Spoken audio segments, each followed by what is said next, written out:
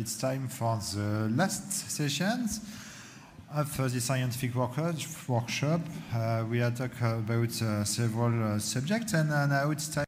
Nous prenons avec la session 4 sur l'intégration des robots en France. Et donc quelques mots clés. Le mot clé c'est l'adaptabilité. Et Ilan ne pourra pas nous rejoindre. Et donc nous avons réorganisé cette séance 4 que nous débutons dès maintenant avec Matko de l'université de Zagreb qui va nous parler de la robotique entièrement autonome pour les systèmes agricoles. Merci et bienvenue. Bienvenue à Malko. Très bien. Tout d'abord, merci de m'avoir invité à cette conférence et je suis très heureux de voir les robots et je me réjouis déjà de voir tous les robots demain. Je viens de l'université de Zagreb, je m'appelle Malko et nous allons parler du projet Specularia et avec les partenaires que vous avez vus affichés à l'écran. Donc, je viens de l'université de Zagreb qui a un laboratoire pour les systèmes intelligents et nous travaillons surtout avec les robots. Nous adorons les robots et nous adorons les mettre dans des conditions extrêmes et le monde agricole est un monde extrême, de conditions extrêmes. Donc, je vais vous montrer un petit peu le projet dans lequel nous sommes lancés. Tout d'abord, quelques projets, donc le projet Hector et Watchplant. Ces projets sont basés sur la robotique agricole que vous voyez ici, les robots qui travaillent en viticulture, agriculture, avec nos vignobles sont vraiment sur la côte avec des pentes très ardues.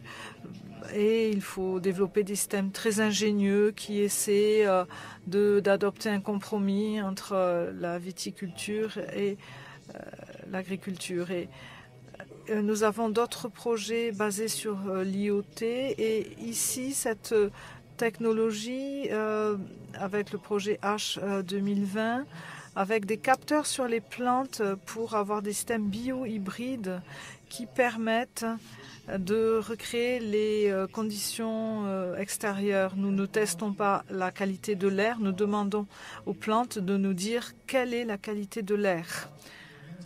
Le projet principal, c'est le projet Specularia et ceci s'occupe de robots qui travaillent dans des serres et l'idée également, c'est de mettre en place des robots ingénieux de petite taille pour voir comment on peut les assembler pour qu'ils travaillent de manière collaborative avec les humains et qu'ils puissent acquérir des compétences agricoles. Lorsqu'on est passé de la robotique conventionnelle, dans l'industrie, on pense toujours à ce type d'application avec des grands robots et des énormes usines avec beaucoup de questions de sécurité dont nous avons parlé antérieurement. Et les humains, mettre en contact avec ces grosses machines, ce n'est pas une bonne idée. En fait, on essaie vraiment d'éviter ceci aujourd'hui. Mais il y a certaines tâches, et dans le monde agricole, il y a ce genre de tâches où il est très difficile de programmer la machine pour accomplir ces tâches. Donc, en fait, nous faisons de la robotique collaborative. C'est-à-dire que ce sont des composants souples avec des algorithmes qui s'adaptent.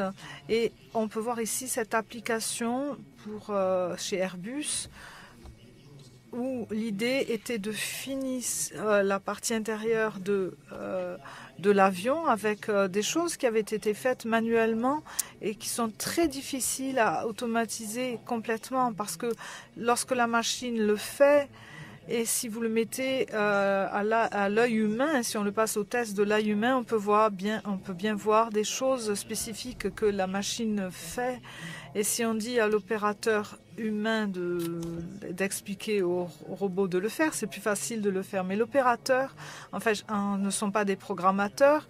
Ils n'arrivent pas à programmer les robots. Mais nous pouvons demander au robot de lui montrer comment faire en appliquant les mêmes concepts pour l'agriculture. Nous souhaitons que les agriculteurs aient des machines simples qu'ils peuvent former à certaines compétences à appliquer aux plantes, mais pour ce faire, il faut un environnement structurant. Et dans le cadre de ce projet Specularia, nous avons un robot qui est structuré, avec un environnement structuré, dans des conditions structurées pour exécuter certains algorithmes.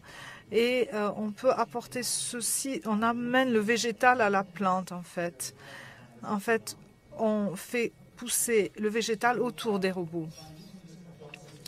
Avec cette assumption, cette hypothèse, nous avons commencé avec la cueillette de fruits et cet environnement structuré nous a permis de faire les choses très rapidement pour que le robot soit une vraie aide pour l'agriculteur. Vous avez ici un modèle 3D et on apprend au robot comment faire la cueillette du poivron. En fait, le robot n'a jamais vu un poivron et il a vu un modèle 3D. Et donc, on parle de ces images pour les poivrons, mais nous avons en fait construit des milliers d'images. Et nous avons programmé le système d'intelligence artificielle pour programmer cette cueillette des poivrons qui était très facile à réaliser. Mais si on veut vraiment arriver à une agriculture robotisée autonome, véritablement autonome, eh bien, il faut qu'il y ait des procédures agricoles, par exemple la pollinisation des fleurs, la détection des parties malades, et de couper les parties malades, enlever les fruits en excédent, des choses qui sont très difficiles à faire à une machine de manière généralisée. Donc il faut que les robots soient souples et compliants. Nous avons ici le bras robotique que nous avons appelé Sophia. En fait, c'est une structure souple faite en caoutchouc et ce bras articulé peut, avec beaucoup de pression, cueillir des éléments, mais nous lui avons appris à verser un verre de whisky et donc de la ferme à la fourchette, nous pouvons servir également des boissons. L'idée de ce bras articulé, c'est d'utiliser les composants en caoutchouc souple et de les combiner avec une structure dure en acier. Vous voyez ici sur le modèle 3D. En fait, ce sont des systèmes de portes que nous avons attachés ici. Et donc, c'est beaucoup plus solide lorsqu'on prend une bouteille, mais c'est aussi très compliant lorsqu'on doit cueillir les petites fraises. Ou les baies. Et un autre composant très important pour ceci, c'est de capter où se trouve la plante, le végétal. Et il faut être vraiment souple et agir de manière très douce dans la cueillette des fruits de la plante. Donc il faut que les compétences de captage soient extrêmement élevées. Donc nous voyons ici ce dispositif qui est réalisé par le Bristol Laboratory.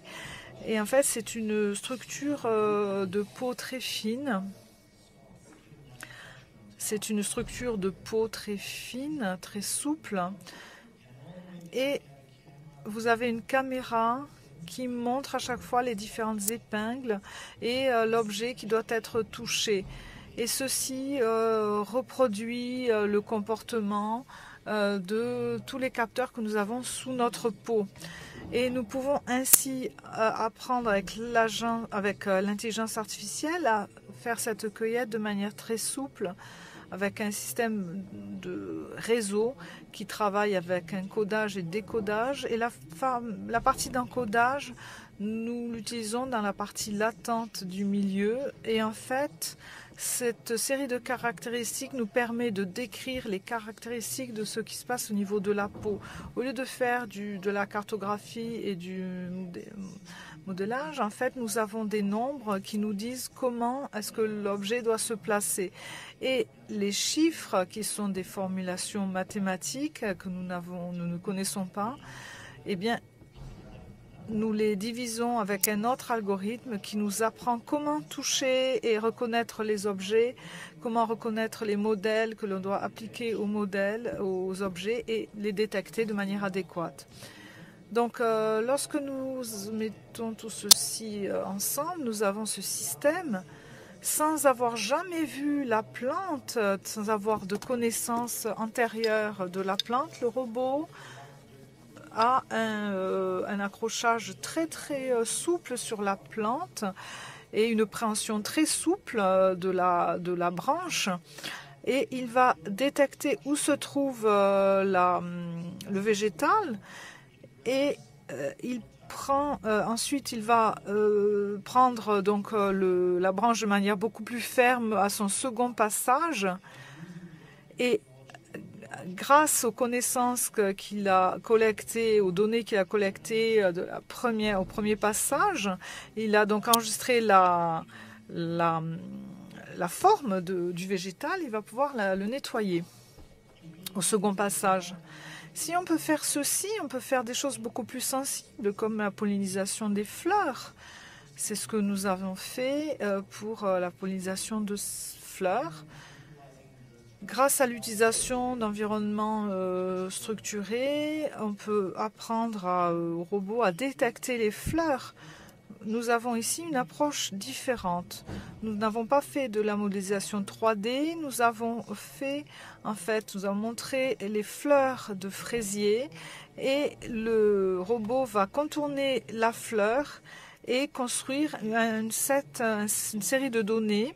Et grâce à la programmation de l'intelligence artificielle, nous pouvons ici imaginer l'agriculteur voyant une maladie sur une certaine plante ou sur une feuille, sur un végétal, et donc le robot peut apprendre à détecter cette maladie ou sur d'autres plantes, végétaux qui pourraient présenter des caractéristiques similaires.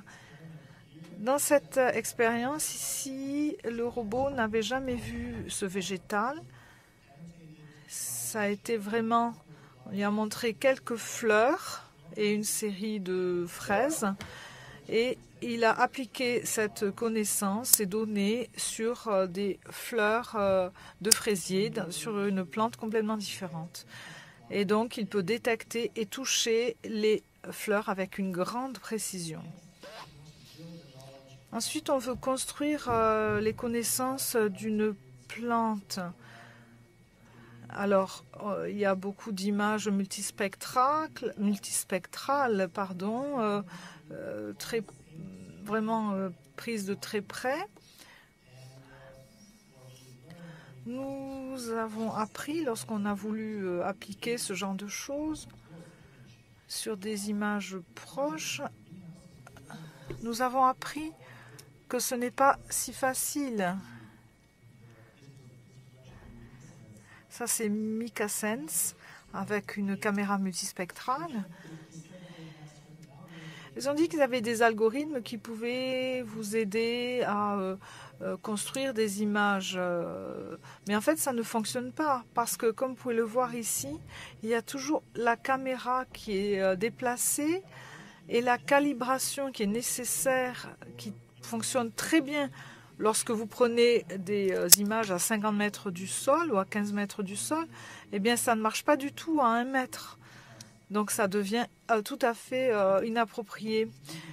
Et on a utilisé ceci avec une caméra RGBD. Et nous avons calibré la caméra.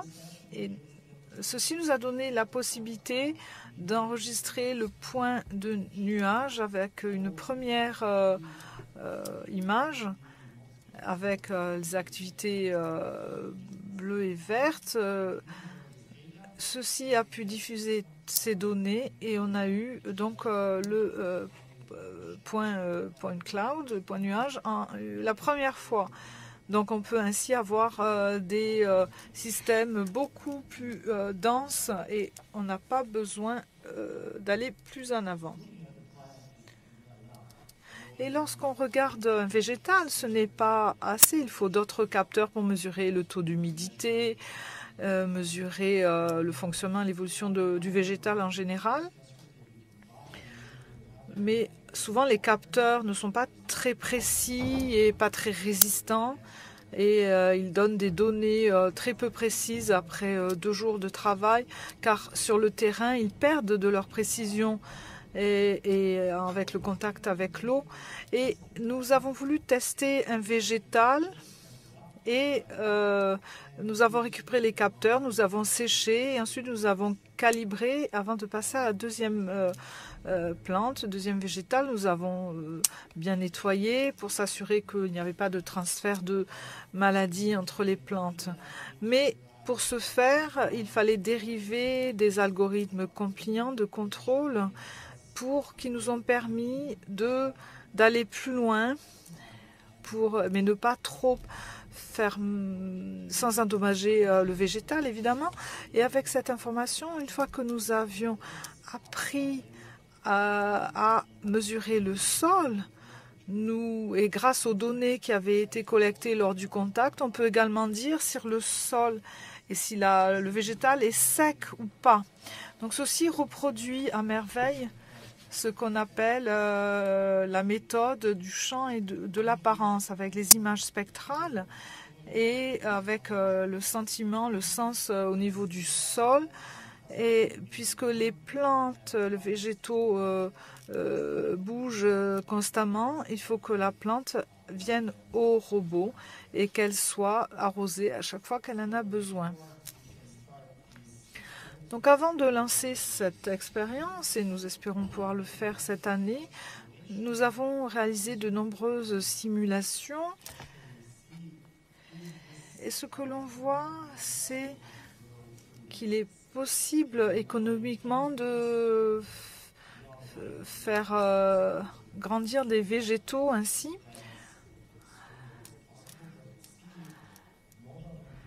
La manipulation mobile, c'est-à-dire que les robots arrivent à côté de la plante et qu'ils la traitent là où elle grandit, c'est beaucoup plus facile que de les amener sur des zones où elles seront traitées. Vous pouvez voir plusieurs configurations. Si nous avions eu ce genre de mise en place avec les robots, en fait, on peut vraiment remplir la serre au maximum et ceci nous permet d'avoir une présence au sol et une densité de végétaux au sol très élevée.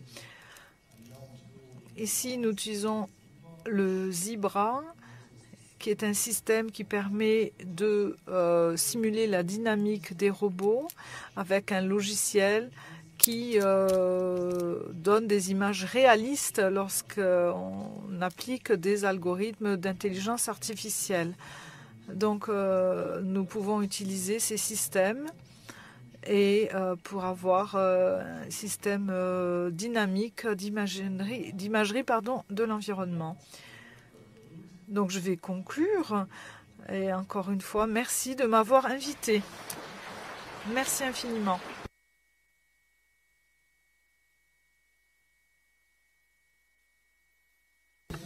Merci. Nous avons le temps pour quelques questions. Alors, s'il vous plaît, posez vos questions.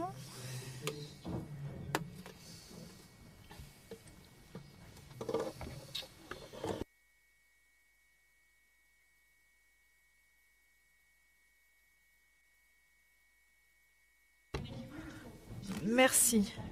Est-ce que vous pensez que ces applications peuvent s'appliquer pour l'agriculture intérieure verticale? Oui, absolument. Le seul problème, c'est de faire que le végétal arrive au robot. Mais je suis sûre que c'est possible selon le type de fruit qui est cultivé, le type de plante qui est traité. Absolument, c'est possible.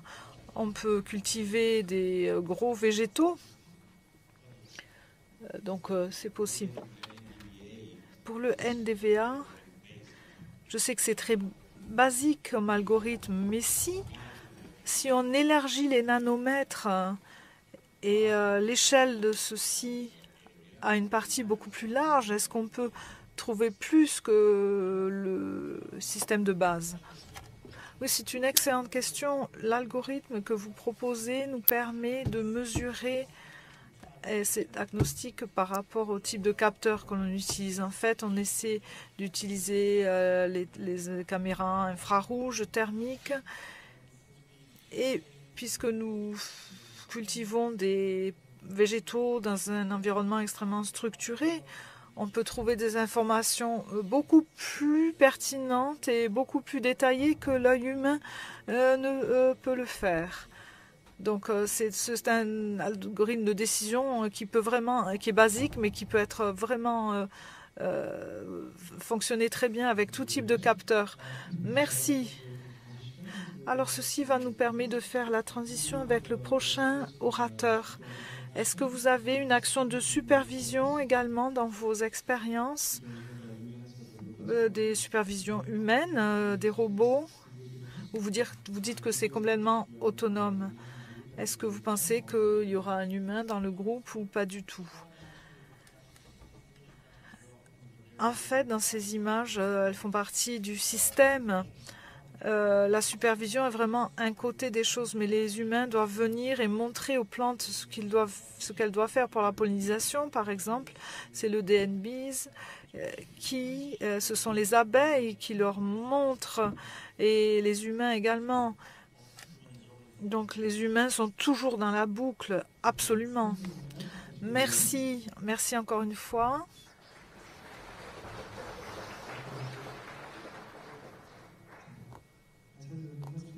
Et nous allons avoir Sébastien Putz de NatureAbout qui va nous parler de la surveillance autonome des exploitations agricoles avec la coopération à long terme. Merci, dans les micro-fermes. Bonjour, je m'appelle Sébastien Fitz et nous sommes une équipe de 6 dans notre entreprise, et nous travaillons donc sur des systèmes de navigation long terme pour la surveillance des légumes des fermes maraîchères, et nous travaillons également dans des environnements complexes et dans ce qu'on appelle donc l'agriculture vivrière. Donc je travaille donc en Allemagne dans un centre de recherche sur l'intelligence artificielle. Nous sommes basés à Osnabrück et voilà. Notre vision est d'avoir un certain nombre de robots, quelques robots autonomes qui font tout leur travail, désherbage au laser, contrôle des plantes, surveillance des plantes et tout ce que vous pouvez imaginer. Donc ils circulent dans les serres, mais également à l'extérieur, dans les champs ou entre les arbres. Alors vous me direz, qu'est-ce que c'est que une micro-ferme ou la culture vivrière? C'est exactement ça. Il y a environ 60 légumes différents qui sont cultivés sur donc des bandes de 10 mètres de long et 75 cm de large. Et là, vous avez plusieurs dizaines de légumes différents plantés les uns à côté des autres avec un effet favorable si on travaille de la bonne façon. Alors on s'est dit, voilà, on va essayer d'avoir ces alignements, et notre entreprise est donc un spin-off de la DFKI et nous travaillons sur le projet Plant Map et donc voilà, nous on fait de la planification à long terme. Donc voici une image un petit peu d'une carte en 3 dimensions. Ici on peut voir des bâtiments, on peut voir l'environnement où on teste les robots. Et donc ici nous avons donc un centre 3 dimensions avec différentes éléments que nous avons reconstruits. Et donc ce type de carte, eh bien, nous l'utilisons tout le temps pour la navigation. Donc j'ai fait mon doctorat dans la navigation en utilisant des cartes mesh 3 dimensions. Et donc on peut se déplacer dans des forêts. Je vous enverrai un lien vers une vidéo que je ne partage pas aujourd'hui parce que c'est un autre sujet. Mais on peut également se déplacer en forêt en évitant les arbres et les différents obstacles que l'on retrouve en forêt. Donc, alors ce robot s'appelle Léo. C'est un robot donc de contrôle autonome, donc contrôle des légumes, surveillance des légumes dans le micro-maraîchage ou tout autre type de ferme. Et donc nous avons commencé en octobre 2021 à développer ce robot à partir de zéro. On a commencé vraiment à zéro, qu'une feuille blanche, et 8 mois plus tard. Et nous avions donc ce robot qui circulait de façon autonome. Et c'est ce que vous avez vu dans les diapos précédentes. Donc on a réalisé quelques tests et vous verrez un petit peu comment cela fonctionne dans les diapos suivantes. Mais donc la hauteur maximum des plants de 60 cm. Nous avons différentes caméras, capteurs, senseurs qui permettent de surveiller les plantes sous différents angles en même temps en réalisant donc une cartographie 3D des plants. Alors, comment réalisons-nous donc la navigation eh bien, de telle sorte que l'on puisse l'utiliser avec d'autres robots, d'autres fermes, sur d'autres sites, avec d'autres plantes, d'autres cultures. Et donc, nous avons développé un logiciel que l'on utilise avec ROS. Et donc on s'est dit, bon, on a ici donc un graphique topologique, donc on connaît le réseau. Ici, on a des bornes avec des nodes qui sont des points vers lesquels on se dirige sur la carte. Et la carte est bien sûr géolocalisée, ce qui permet d'utiliser le RTK si on veut. Bien, donc ici par exemple, pour être plus modulaire et travailler avec d'autres robots, on peut sélectionner différents contrôleurs. Et vous verrez pourquoi c'est important pour notre robot en l'occurrence. Et donc ici on peut se connecter avec un système, avec différents systèmes de haut niveau avec des blocs et des bordures. Parce qu'on peut avoir bien sûr quelque chose dans la trajectoire que le robot doit éviter. Donc on a un planificateur de haut niveau et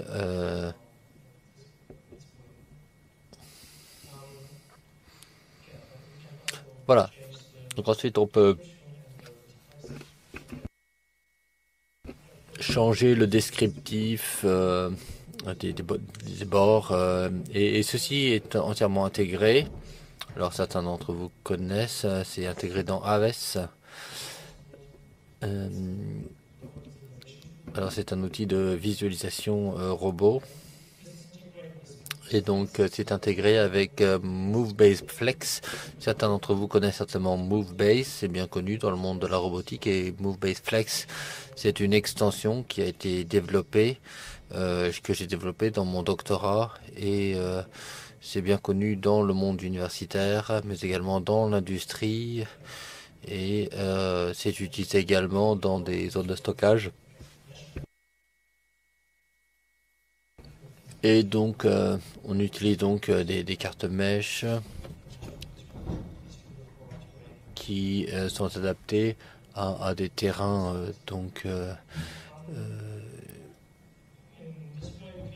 accidentés. Alors, ici, on choisit différents contrôleurs afin de pouvoir charger différents contrôleurs au départ. Et avec donc MoveWays Flex avec différents noms. Donc, on va dire in-row signifie que l'on circule au-dessus d'une bande, et inter-row signifie que l'on se déplace entre les rangées. Donc, in-row, c'est en jambes. Et alors ici, donc, on a une machine qui exécute des tâches et on combine différents segments, ce qui signifie qu'on a les mêmes bordures qui sont connectées les unes aux autres, et l'on utilise donc un contrôleur unique.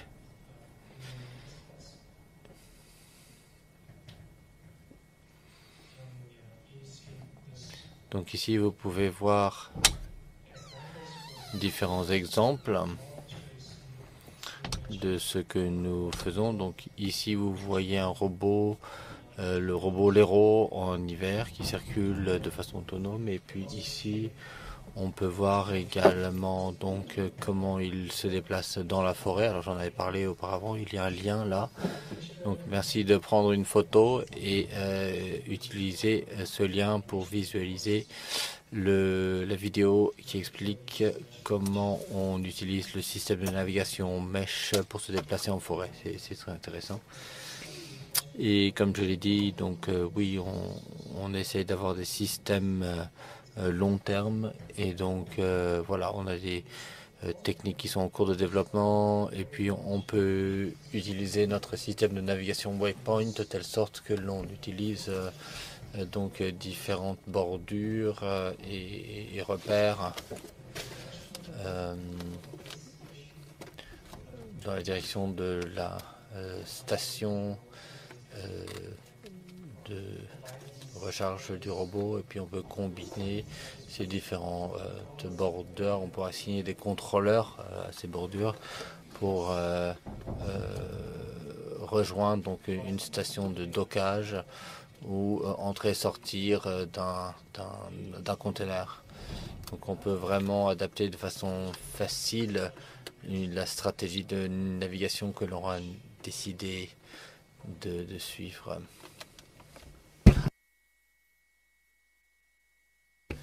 Donc nous avons réalisé ceci l'année dernière, navigation autonome dans notre environnement pendant 1 mois et demi. Nous avons ici des enregistrements des différentes plates-bandes, et donc ici ce que l'on pourra voir, c'est l'environnement. Donc comme je vous l'ai dit, le robot est géolocalisé par GPS ou RTK. Et donc admettons que ici le robot avance à l'aveugle, donc il ignore les obstacles, il utilise uniquement le système GPS, donc le système RTK. Mais il est possible également d'utiliser la carte Mesh pour le localiser dans la carte en 3 dimensions. Donc on a fait ça également afin qu'il ne soit pas nécessaire pour nous de dépendre du RTK avec la même précision et l'orientation. Ici on utilise donc de la podométrie classique avec un filtre externe afin d'améliorer la navigation. Donc ici, le robot enjambe ses plates-bandes et enregistre les données de différents angles Donc au-dessus, à droite, à gauche, on a des caméras. Et ici, le robot enregistre tout, enjambe les différentes plates-bandes.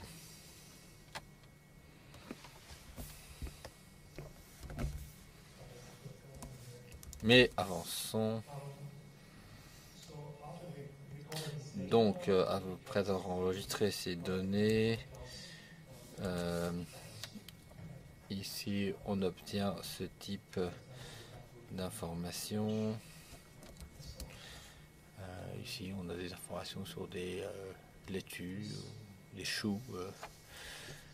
Voilà, ici on a une visualisation en 3D des différentes caméras. Là, on voit à quoi ça ressemble quand le robot avance. Et ici, donc, là, c'est juste un bloc d'information. C'est un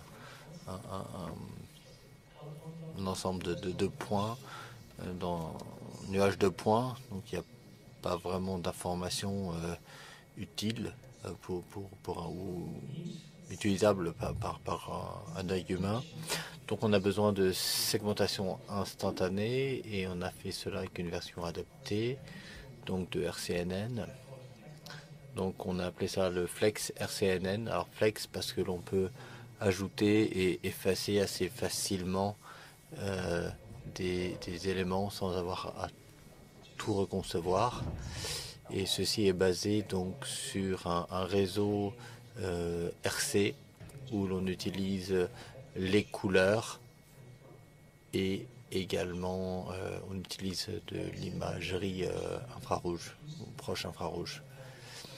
Donc ici on a un réseau de classification et on a donc des polygones pixelisés ou ce que l'on peut appeler on pourrait appeler ça des masques. Donc en ligne, ça ressemble à cela. Donc comme vous pouvez le voir au début là, il y a un petit marqueur. Donc le robot sait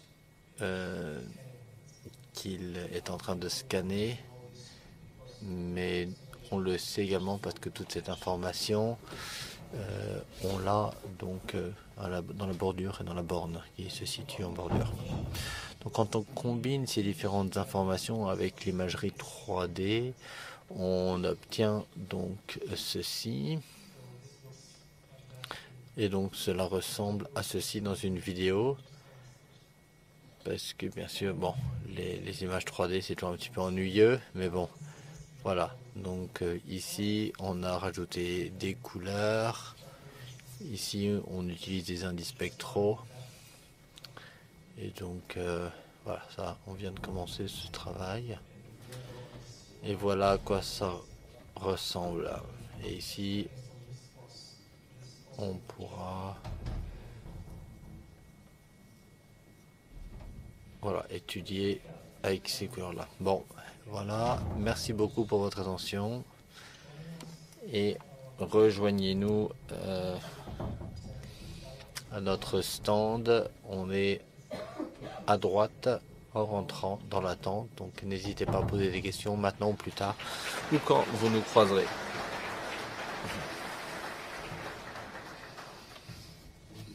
Merci infiniment. Bien, avons-nous des questions dans la salle? Alors, ne soyez pas timide, n'hésitez pas à lever la main.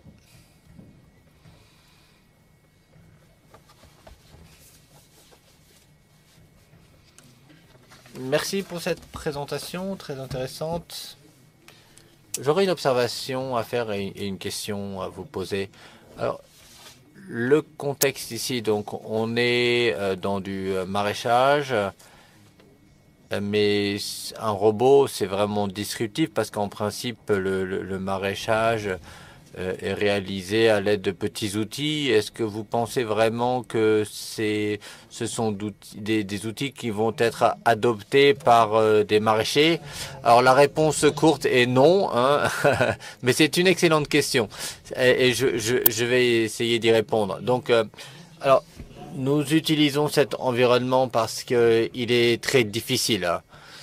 On a des plans qui sont des plates-bandes qui sont très serrés et on a énormément de données différentes, donc c'est beaucoup plus difficile de travailler dans ce genre d'environnement que dans un champ où on a donc la même plante à perte de vue et des plans écartés les uns des autres, plus espacés. Avec notre équipe, nous voulons également construire des technologies pour les agricultures alternatives, pour faire face au changement climatique. Et on utilise cet environnement comme un centre d'entraînement parce que c'est plus difficile. Et puis plus tard, mais actuellement, on adapte ces technologies pour du travail donc à plus vaste échelle pour des entreprises de maraîchage plus vastes qui peuvent se permettre donc d'acquérir ce type de robots. Voilà.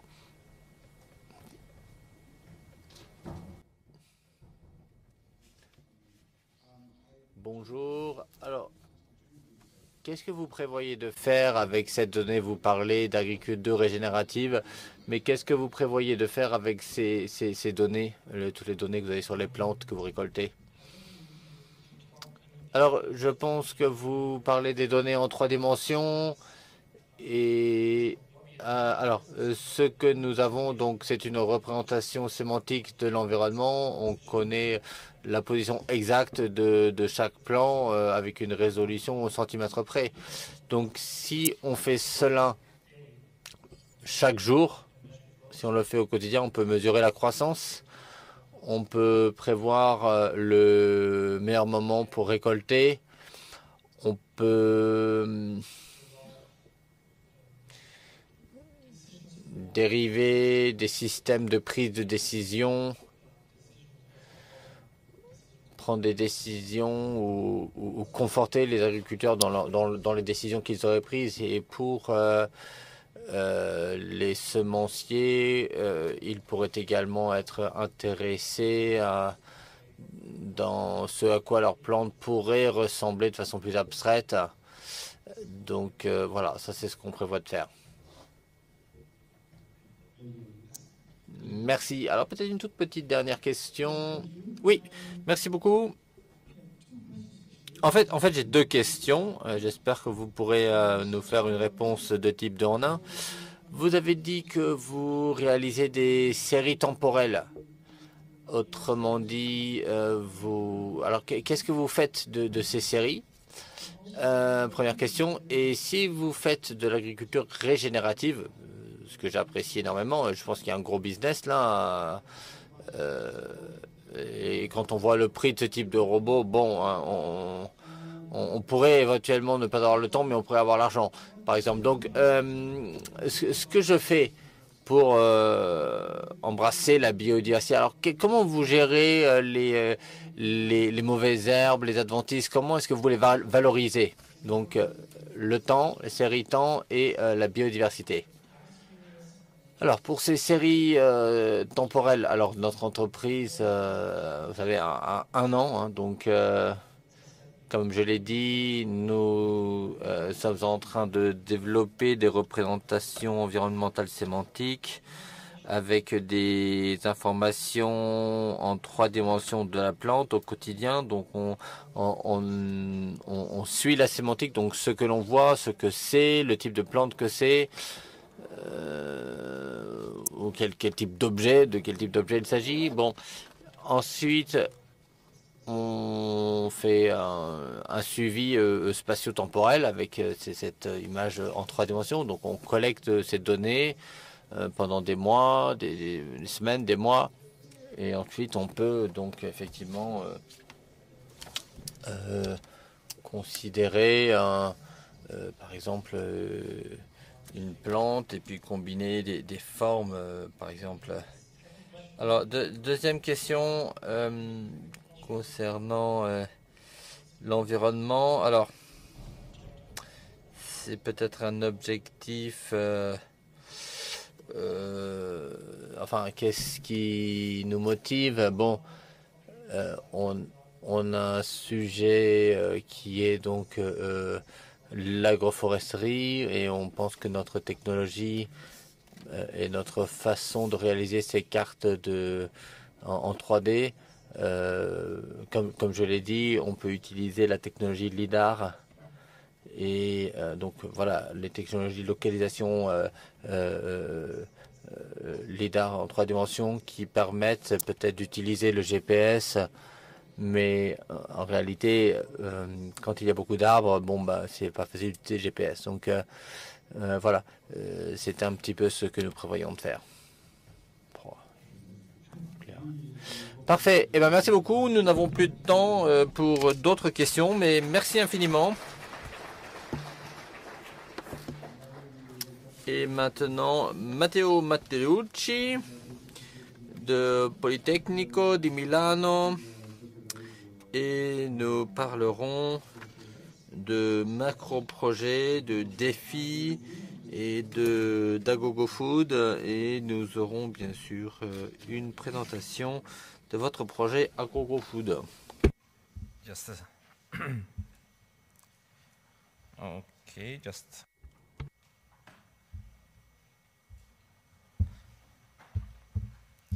to be sure I don't speak too much. So welcome everyone. Bonjour à tous et à toutes. Vous pouvez voir ici que sur ce projet et qui est financé par la Commission européenne, le projet européen s'appelle Matrix. Et l'objectif est de développer la concurrence pour évaluer la performance des robots. Et ici, je parle des concours en fait, le concours ACRE. Et ce concours ACRE est une manière de mesurer la précision des tâches effectuées par les robots. Et ce sont des campagnes d'évaluation et je travaille avec l'IRAE, avec Riccardo et Giulio Bertoglio, Giulio Fontana et Davide Faccinetti, Daniel Boffetti également. Donc, nous avons besoin de robots intelligents dans l'agriculture. Vous savez tous qu'au niveau européen, il y a beaucoup d'emphase qui est portée aujourd'hui sur les techniques d'amélioration et sur les technologies appliquées à l'agriculture.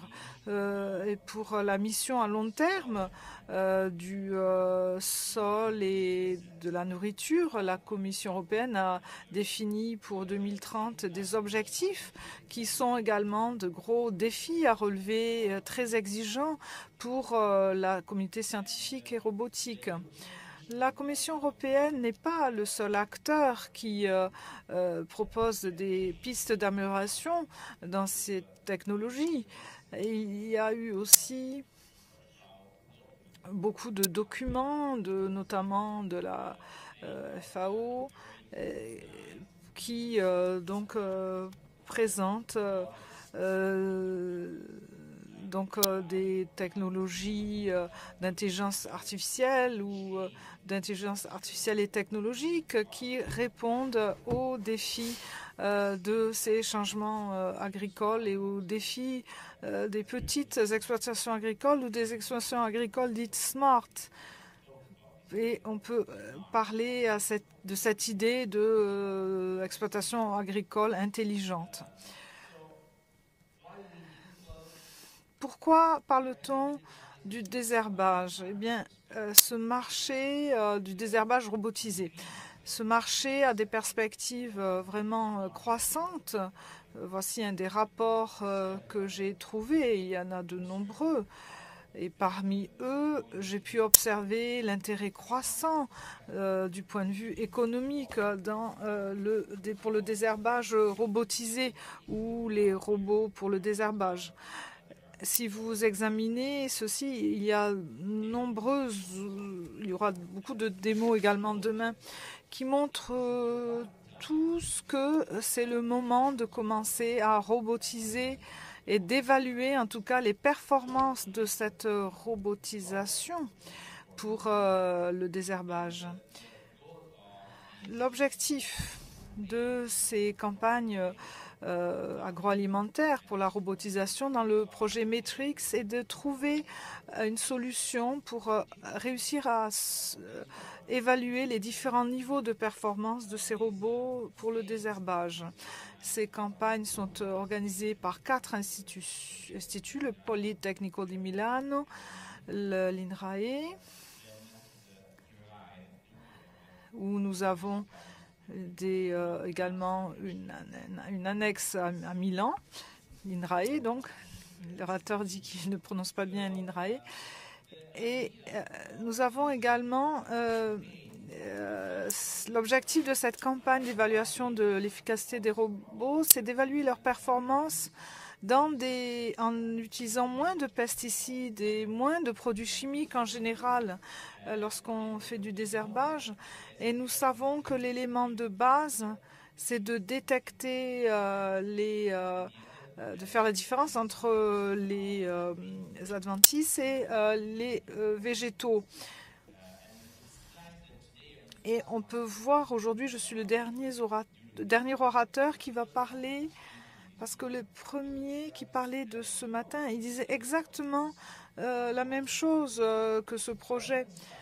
En fait, on a commencé avec le défi Rose, le Rose Challenge, qui suggérait de parler donc du problème du désherbage entre les rangées, et 4 équipes françaises et des laboratoires de recherche français ont essayé différents outils avec le désherbage mécanique, le désherbage électrique, pour essayer de résoudre ce problème. Le problème, c'est qu'ils ont eu de bons résultats et la Commission européenne a décidé qu'il fallait élargir ces activités de recherche au niveau européen. Et si le Challenge Rose a été limité à 4 équipes françaises, eh bien aujourd'hui, ce que nous avons fait, c'est que nous avons conçu un concours qui est ouvert à toutes les équipes européennes et également étrangères. Donc, nous avons commencé le projet en 2020. Nous avons ensuite été un petit peu retardés par une petite chose qui s'appelait le Covid, qui nous a quelque peu retardés au début du projet. Et nous avions eu 2 campagnes d'essai et ensuite 2 campagnes sur les sites et 3 campagnes en cascade. Les campagnes sur le terrain sont des campagnes sur le terrain, comme son nom l'indique, avec donc le robot qui se trouve sur une zone de démonstration ouverte et publique pour réaliser la tâche qu'on lui présente. La campagne en cascade, en fait, est orientée sur la collecte de données et les caractéristiques qui sont communes à tous ces systèmes attrait à l'intelligence artificielle pour faire la différence entre la culture et l'adventice. Et pour ce faire, il faut vraiment aller sur le terrain et tester vos algorithmes sur le terrain. Et ça, on peut le faire avec des images et des collectes données sur le terrain.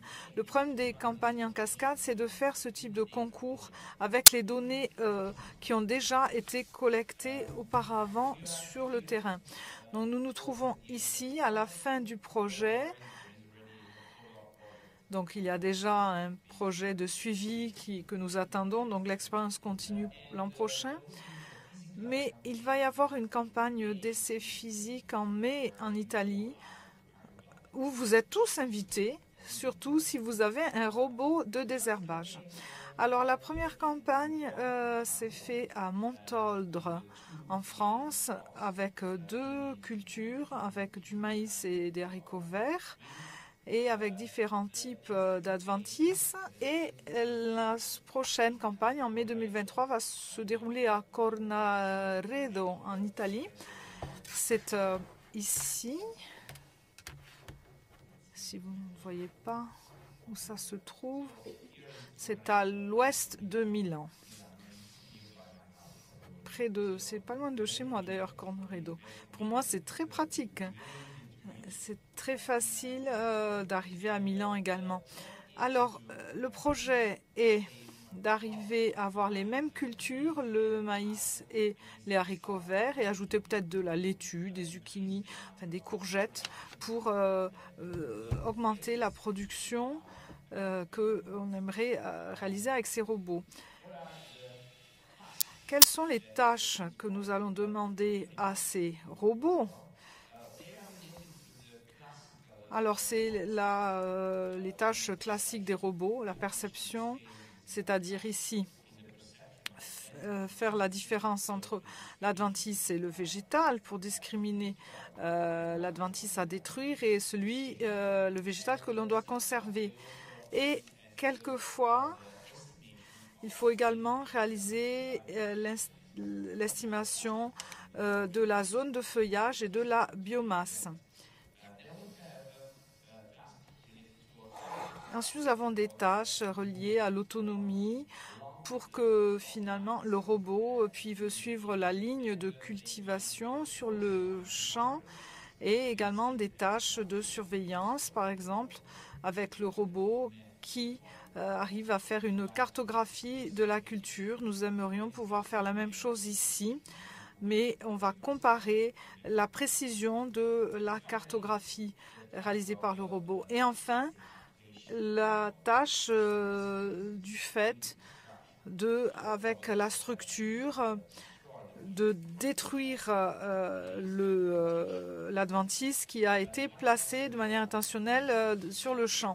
Vous pouvez voir également les disques bleus et les images bleues et jaunes. Il faut mesurer la précision de chaque fonctionnalité de robot. Et ici, on veut mesurer la précision dans la destruction et pas dans la perception. On veut dire au robot la culture à préserver et l'adventice à éliminer. Et ceci va nous permettre de pouvoir voir les capacités de manipulation ou les capacités d'actuation du robot. Toutes ces tâches sont décrites dans des documents qui se trouve sur le site web. Je vous donnerai le lien à la fin de ma présentation. Comme je l'ai dit, certaines de ces tâches, la discrimination du végétal et de l'adventice, et il faut retirer ceci, ce que l'on doit garder, ce que l'on doit retirer. Et ici, ce qui nous intéresse, c'est la précision, l'évaluation de la précision du système de perception du robot. Ici, par exemple, les attendus, nous revenons à ces images.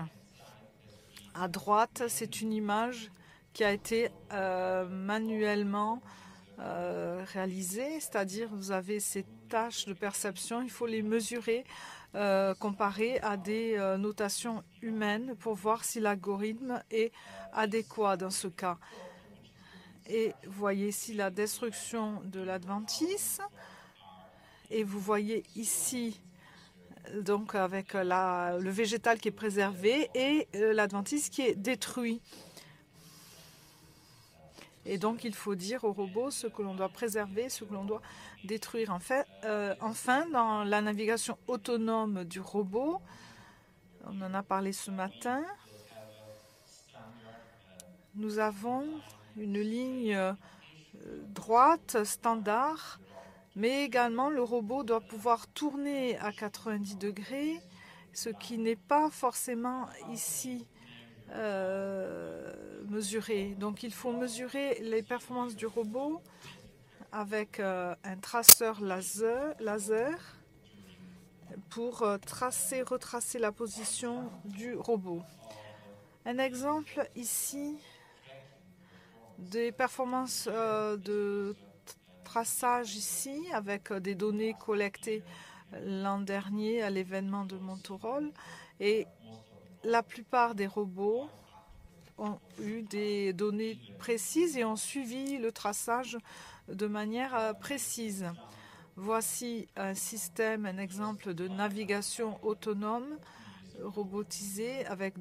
Il y a 2 ans, nous avions dessiné cette tâche pour s'assurer que c'était faisable par les robots. Je vous ai parlé du fait qu'outre les événements physiques sur le terrain, il y a également les événements numérisés où nous collectons des données de nos robots, des robots qui participent à ces événements de manière manuelle et nous les labellisons de manière manuelle et pour tester les algorithmes de ces données. Le premier dry run, le premier essai de la campagne en cascade, parce qu'on l'a fait entre nous, nous n'étions pas sûrs que tout était prêt, donc nous l'avons réalisé en octobre 2020. Il était basé sur les bases de données roses. Deuxième campagne cascade a été réalisée en février 2022, il y a un an, sur la base des données rose élargie avec une plus grande capacité de données et avec collectées sur différentes cultures. Et cette année, avec cette compétition, ce concours online qui a été en ligne, qui a été lancé ce mois, en février 2023, où l'on peut avoir déjà des images des cultures à Montoldre qui ont été collectées durant la campagne physique de Acre réalisée donc à Montoldre. Ces images ont été prises l'an dernier, durant le concours de l'an dernier. Donc comment est-ce qu'on réalise cette campagne de cascade avec ce concours en ligne? Nous avons mis en place un site web. Ceci s'appelle, c'est une plateforme ouverte où vous vous enregistrez. Vous ensuite téléchargez les données et vous avez 1 ou 2 mois pour réaliser votre tâche en ligne. Comment est-ce que vous êtes évalué? Il faut définir un modèle, le réaliser et ensuite on vous donne votre score. Voici un exemple d'essais qui ont été lancés avec des entreprises universitaires ou des étudiants de manière indépendante, car 50% des personnes ont réalisé le test de manière anonyme. Il y avait également Sony, le laboratoire qui a été financé par la Commission européenne, qui a été très actif dans la participation.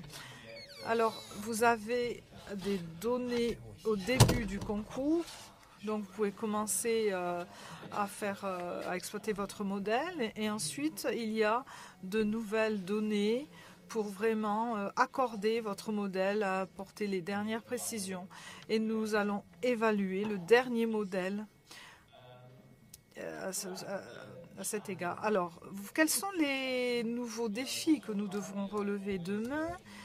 Eh bien, il y a avec les participants du concours en ligne, pour l'avenir très proche, nous aimerions avoir ces concours en ligne qui se multiplient, qui fassent des bébés. Et vous pouvez voir, vous avez certainement vu ces données ce matin avec le deuxième orateur. Lorsqu'il y a différents robots, différentes caméras, différentes cultures, différents champs, vous avez des modifications énormes au niveau des images. Ce que nous aimerions faire sur le long terme, c'est d'essayer de recueillir et évaluer tous ces systèmes sur différentes cultures. Et donc, c'est la raison pour laquelle nous collectons un maximum d'images à partir de robots réels sur de vrais terrains. Et ensuite, nous pourrons comprendre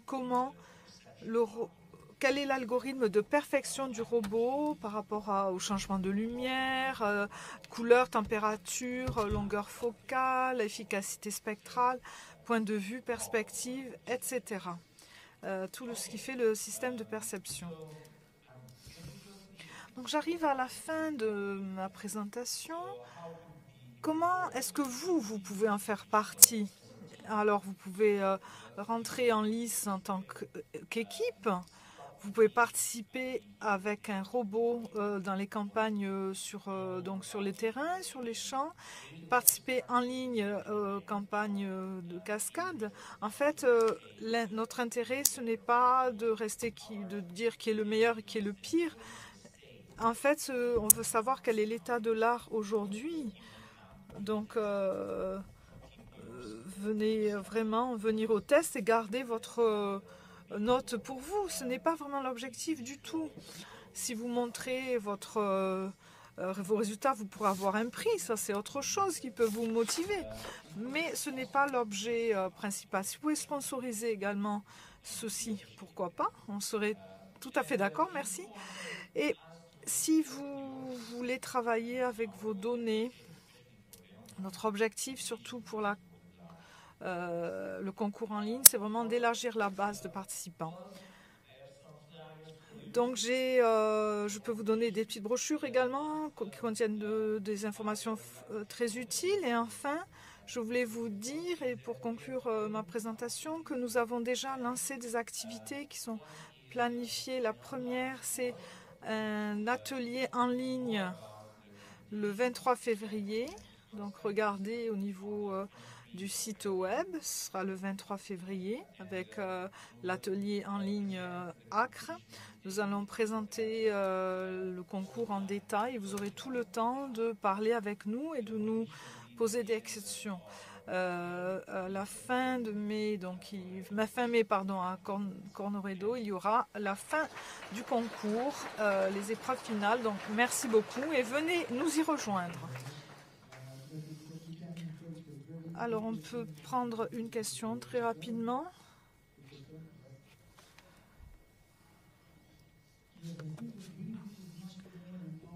Je crois que, en fait, le désherbage, c'est pas juste faire la différence entre le végétal que l'on doit préserver et l'adventice. En fait, ce qui est important, c'est le rendement de la culture. Alors, la vie du sol, il y a une énorme influence sur la culture, sur la valeur de la culture. La valeur de la culture, comment est-ce que vous l'incorporez dans ce challenge de désherbage? C'est la raison pour laquelle je n'ai pas dit vous gagnez ou vous perdez. Parce qu'en fait, ce que l'on fait, ça va être évalué sur le long terme par rapport au désherbage. Donc, en fait, on ne va pas dire le jour du concours quels sont les résultats. En fait, on va voir après 15 jours ce qui se passe. Parce que peut-être que la mauvaise herbe, elle repousse. Donc, le lendemain, on ne dira pas qui a gagné. Je crois que c'est une campagne d'évaluation. Donc, après une semaine, 15 jours, lorsque la culture a été récoltée également. Je suis tout à fait d'accord avec ce que vous avez dit. C'est très important car ça me donne l'opportunité d'éclaircir ceci. Merci.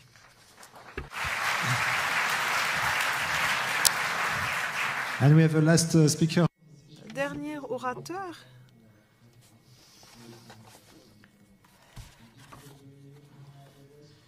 Nous avons beaucoup entendu parler de ce projet AgroBoFood et c'est Farzam Ranbajran qui va nous parler et introduire ce débat que nous aurons ensuite. Bonjour à tous, je m'appelle Farzam Ranbajran. AgroBoFood, vous l'avez vu, ce logo apparaître aujourd'hui à plusieurs reprises. Et je vais vous donner une idée de ce qu'est ce projet. Je travaille pour le CEA, à côté de Paris. C'est la Commission française pour les alternatives à l'énergie atomique. Et j'ai le plaisir de travailler dans le cadre du réseau AgroBoFood. C'est un grand plaisir pour moi d'être ici aujourd'hui, mais aussi on m'a demandé de remplacer Kees Lagost, qui est le coordinateur d'AgroBoFood et qui malheureusement devait venir parler. Donc je donnerai une version beaucoup plus modeste que celle que mon collaborateur aurait donnée, mais ça vous donne une idée du programme. C'est un programme de réseau rassemblant des partenaires internationaux au nombre de 37 qui sont financés par le DG Connect au niveau de la Commission européenne. Et il y a de technologies de recherche, des organisations diverses et variées, des associations, la CEMA, des petites et moyennes entreprises. Et AgroBoFood a été conçu dans le cadre de clusters régionaux. Le coordinateur du programme français, c'est Eric, et il pourra reprendre le débat plus tard. Et CIMA, donc il y a un cluster régional Italie et France. Pourquoi est-ce que c'est la France et l'Italie? Je ne sais pas pourquoi, mais nous en parlerons plus tard durant le débat. AgroBoFood a une petite cabine également, numéro 3, avec Eric, moi-même et d'autres collègues, Nathalie Hartrum, qui pourront vous répondre et vous rencontrer pour répondre à vos questions. L'idée est de créer des synergies entre les hubs d'innovation numérique et les centres de compétences en vue de promouvoir le secteur la robotique et le secteur agroalimentaire. Le projet a 3 piliers principaux. La création d'un réseau avec les centres de compétences et les DIH. Deuxième pilier, créer d'autres projets qui cascadent ensuite et qui financent ces autres projets pour arriver aux démonstrations. Je vais en parler plus en avant, mais d'abord j'aimerais vous montrer l'évolution des adhésions au réseau. Donc les centres de compétences gèrent les réseaux et créent les liens collaboratifs qui offrent le cadre pour apporter ce service aux écosystèmes, aux petites et moyennes entreprises et plus grosses industries. Ils ont donc ouvert l'adhésion aux PME et d'autres entités du système qui ont été invitées à rejoindre AgroBoFood, et donc le réseau a vraiment grandi sur la base de ces invitations. Et vous pouvez voir les clusters régionaux ici, et tous ces clusters régionaux n'ont pas grandi aussi vite que d'autres, d'autres ont grandi plus vite. Et ceci était également créé avec donc la sémantique de l'agriculture et les instituts CEA où je travaille. Dans le catalogue des services et des compétences AgroBoFood que les clusters peuvent offrir en termes du secteur agroalimentaire, ce que nous voyons ici pour les membres du réseau, il y a des clusters plus ou moins pertinents ou qui sont plus ou moins reliés entre eux. Nous avons également pour la robotique, donc les compétences du réseau robotique. Lorsque l'on parle des compétences robotiques, je le disais, ici je vous donne vraiment un aperçu très rapide d'AgroBoFood. Si vous avez besoin de plus d'informations, nous vous la donnerons avec grand plaisir. Le soutien financier grâce à donc 8 millions d'euros en budget total et 20 sous-projets et avec le financement en cascade pour les PME. Ceci s'est réalisé outre ce financement en cascade. Il y a eu des événements comme que Eric a grandement soutenu, comme des entreprises qui offrent des solutions et les investisseurs qui les financent. Je crois que Eric a beaucoup de choses à vous dire, car il y a un nouvel investissement qui va se faire pour le 3 mars.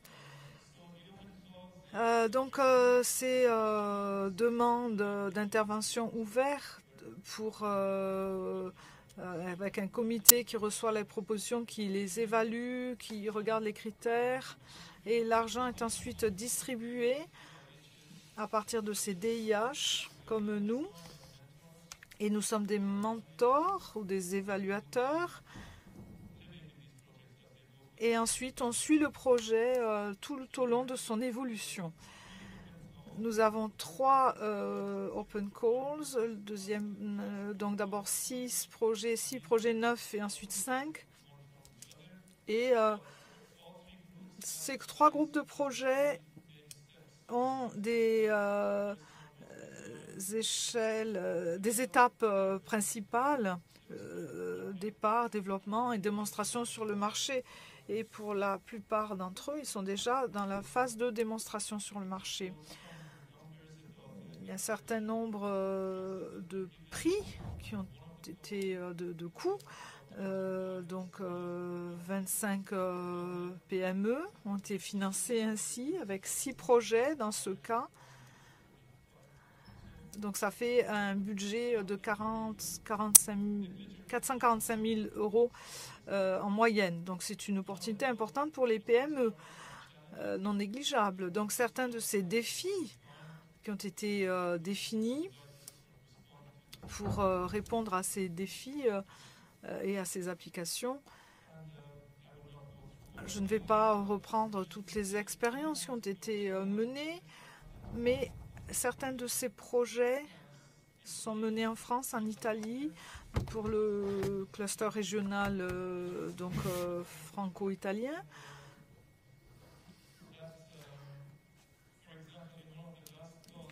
Durant un des derniers calls, le projet Mirage, qui est une toute petite PME, une entreprise familiale, avec donc des champs de pommes de terre près de Lille, mais ils sont très ingénieux, très dynamiques, et ils voulaient avoir un robot qui ferait de l'irrigation intelligente. Donc ils ont construit un système robotique, une plateforme qui a ces citernes, ces tubes, ces pistolets avec de l'eau sous pression et avec une grande manœuvrabilité. Leur plan est de faire également de l'électricité et d'avoir des radars pour mesurer l'humidité au sol, avec également des informations climatiques en ligne, avec de l'intelligence artificielle pour pouvoir faire de l'irrigation intelligente. C'est un exemple. Un autre exemple, iTouch, c'est dans le cluster régional d'Éric et c'est vraiment un super projet.